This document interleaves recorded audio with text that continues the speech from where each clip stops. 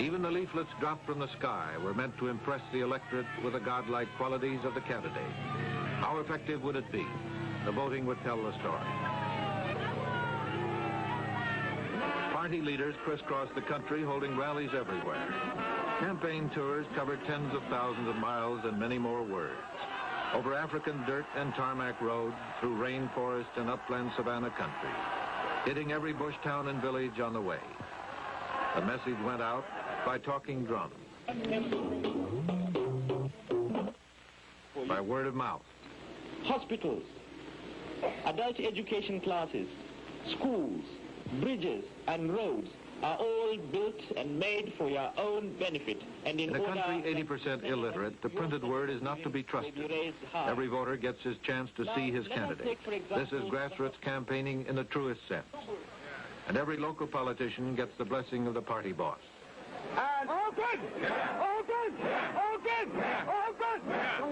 The rhetoric is bitter, abusive, violent, out of Andrew Jackson, or give him Hell Truman. But like most political speeches, more bark than bite. If you elect NCNC and you elect the action group, you are electing the stooges and the agents of the remnants of British imperialism. Out of all the oratory, 36 million Nigerians debating party, candidates, issues. This election and its campaign is turning out to be the most potent educational force since the introduction of the first primary school not too many years ago. The lineup of forces in this political Donnybrook is complex, and with names that don't always fit on campaign buttons, you can't tell the players without a scorecard. These are the party wheels. In the north, Alhaji Sir Amadou Bello, the Sardana of Sokoto, heads the Northern People's Congress. The Sardana, meaning warlord, a traditional title among the Hausa Fulani Muslims of the north, is considered to be the most powerful man in all Nigeria, by virtue of his spiritual as well as political leadership over the largest region in area and population. He is not a candidate for political office himself, but he is a formidable power behind the throne, a combination Mark Hanna, Jim Farley. When we spoke with the Sardana, this became evident. I'd like to ask you to make a prediction, sir. Who will be the next federal prime minister? My party. Without a particular man? Yes, the present prime minister. I'm returning him. The present federal prime minister? Yes, I made it known that I am going to return him. You are not a candidate yourself for the federal house. No, I am not. So you would not be federal prime minister?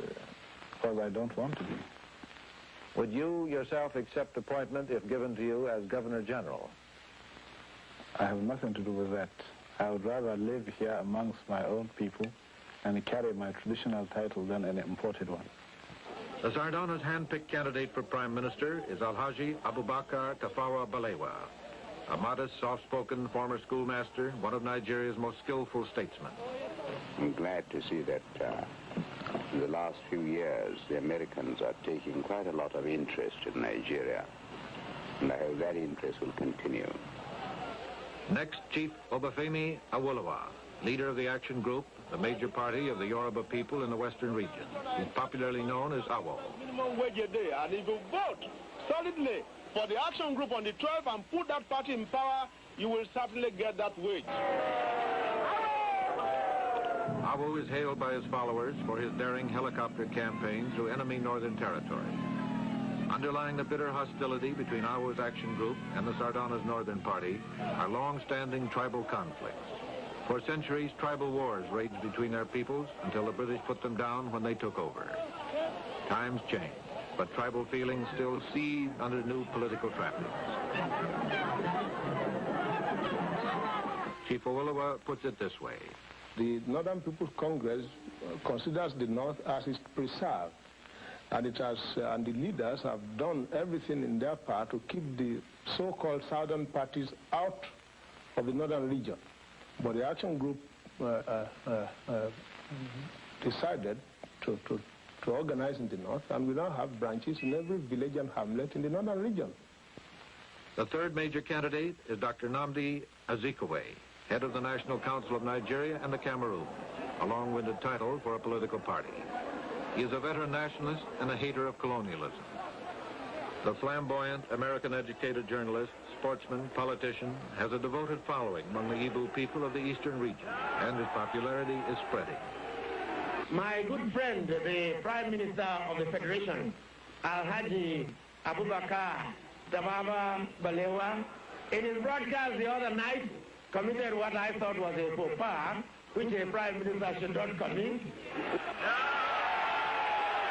When the cry goes up for Zeke, it has the ring of I Like Ike at a Republican National Convention.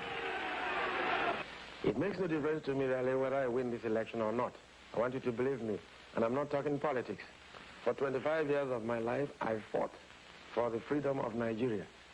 Nigeria will attain independence on October 1, 1960.